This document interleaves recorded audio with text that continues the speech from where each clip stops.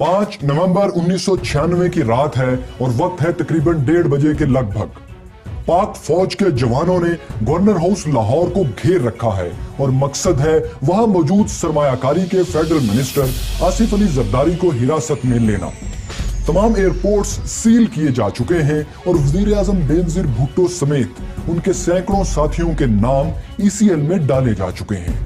इस्लामाबाद की सड़कों पर भी फौज गश्त कर रही है और बेनजीर भुट्टो घर में बेखबर सो रही हैं और शायद वो नहीं जानती कि उनके एक साबिक अंकल जिन्हें वो बरसों पहले पार्टी से फारिग करके भूल भाल चुकी हैं, उनकी जगह मुल्क के निगरान वजीर आजम बना दिए गए हैं और उनके जिम्मे 3 माह में इलेक्शन करवाने के अलावा भी एक काम लगाया गया है। वो काम क्या था और उसमें वो कितने कामयाब रहे? BBC के नुमाइंदे ने रात 1:30 बजे के करीब असेंबलियां टूटने की खबर सुनी और तस्दीक के लिए वजीर आजम हाउस फोन किया तो उन्हें बताया गया कि वजीर आजम सो रही हैं।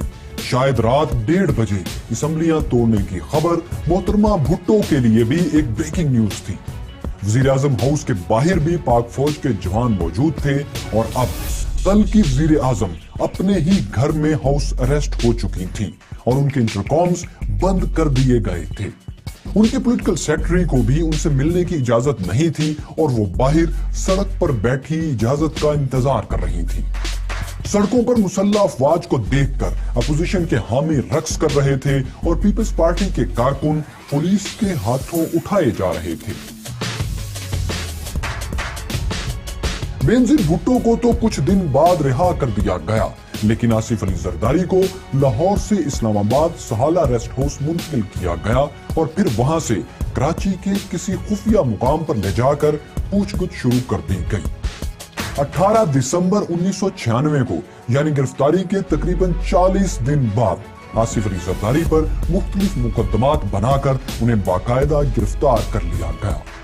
उन पर मुर्तजा भुट्टो कत्ल, हॉर्स ट्रेडिंग, SGS कोटकना से $5 करोड़ रिश्वत लेने और आजाद कश्मीर की वजारत उज़्मा 11 करोड़ रुपए में बेचने के इल्जामात लग रहे थे।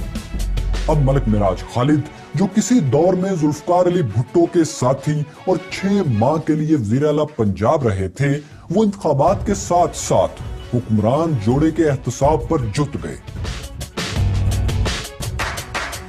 अगर साबिक हुक्मरानों का एहतसाब करना था तो जाहिर है पहले अपनी इखलाकी हैसियत बरतर दिखाना जरूरी थी। इसलिए उन्होंने सादगी को शार बनाया, हुकूमती अखराजात और वज़रा की तनख्वाहें कम की, बैरून मुल्क सरकारी इलाज बंद किए और लंबे चौड़े प्रोटोकॉल के बजाय एक गाड़ी पर सफर शुरू किया। बहरहाल ये बात जहन में रहना चाहिए कि मलिक मिराज खालिद जाती हैसियत में भी एक खुददार और सादा जिंदगी बसर करने वाले इंसान ही थे।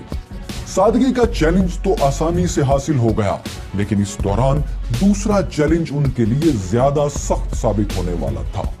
इब्तिदा में उन्हें यकीन था या उनके मातहतों की तरफ से दिलाया गया था कि एहतसाब बस चंद रोज की बात है। सारे सबूत, गवाह, सब कुछ मौजूद है। चंद हफ्तों में सारे करप्ट लोग, सलाखों के पीछे और लूटी हुई दौलत कौमी खजाने में वापस आ जाएगी। निगरान वजीर आजम करप्ट हुक्मरानों की ऐसी फहरिस्तें बनती देख रहे थे कि कौम हैरान रह जाए।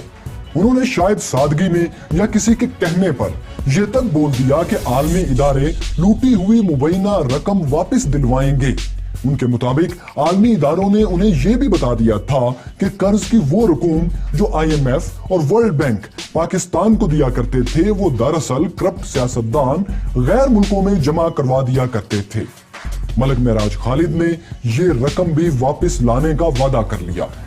सारे काम जल्दी जल्दी करने के लिए एहतियातन उन्होंने अदालतों को 3 माह में केसेस निपटाने की हिदायत भी कर दी।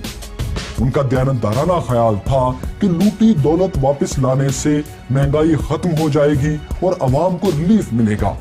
वो इस कदर जज्बाती थे कि 60 दिन में मोजज़ात होते देख रहे थे, लेकिन कोई उन्हें ये नहीं बता रहा था कि ये मोजज़ात किस तरह जन्म लेंगे। हालांकि उनकी काबीना में बहुत से नामवर लोग शामिल थे, जैसे इरशाद अहमद हक्कानी, शफकत महमूद और आबदा हुसैन वगैरह।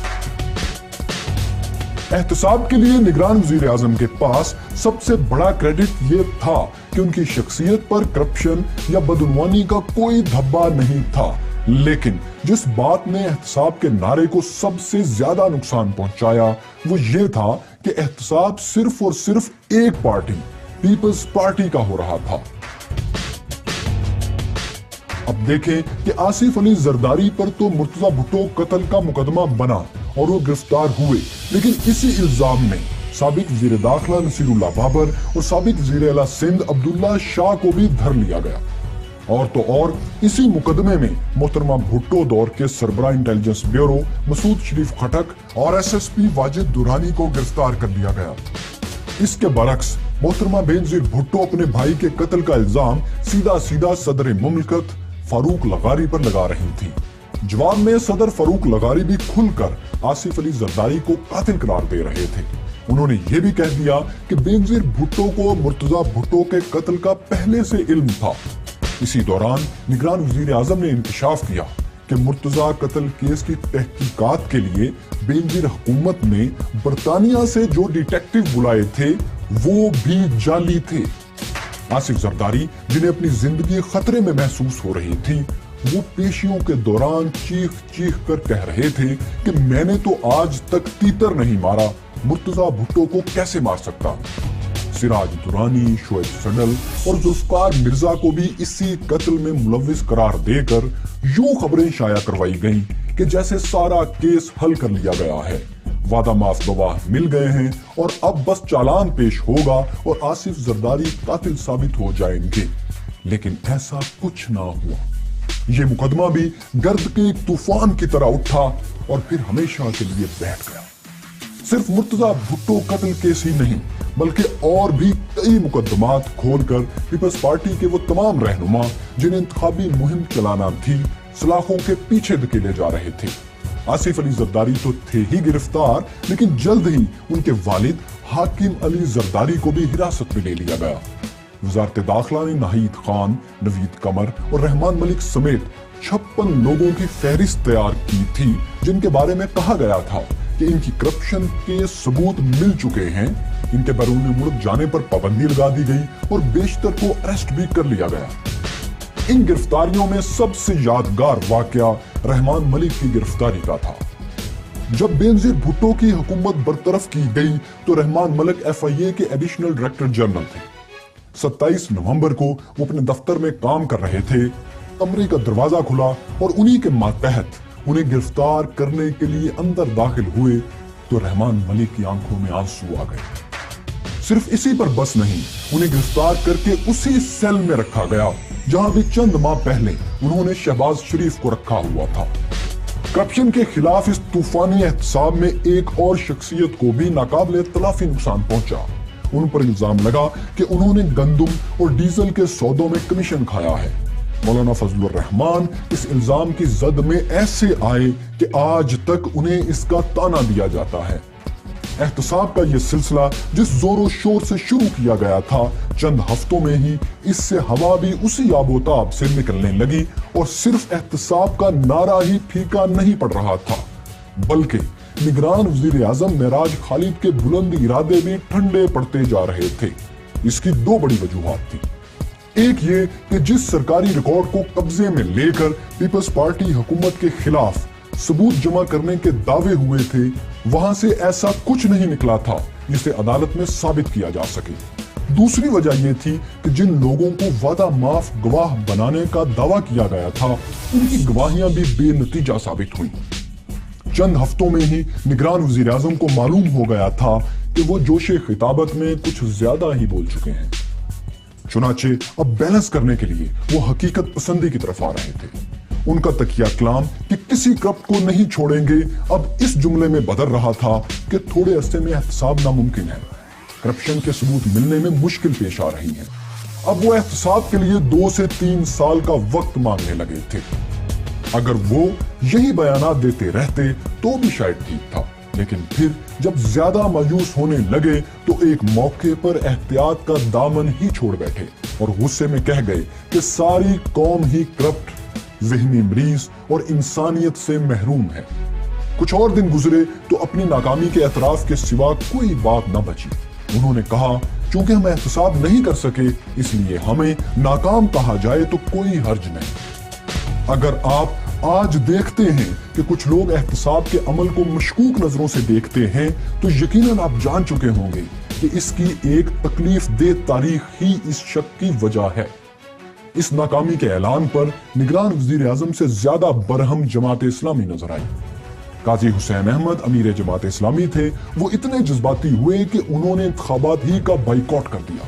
सिर्फ बाइकआउट ही नहीं किया बल्कि उन्होंने धरनों का ऐलान भी कर दिया और कहा कि ना वो खुद वोट डालेंगे ना किसी को डालने देंगे। जमात इस्लामी को एस्टेब्लिशमेंट की साथी जमात समझा जाता था, इसलिए जब उन्होंने बाइकआउट किया तो साथ ही मुल्क में इंतखाबात मुलतवी होने की अफवाहें फैलने लगीं।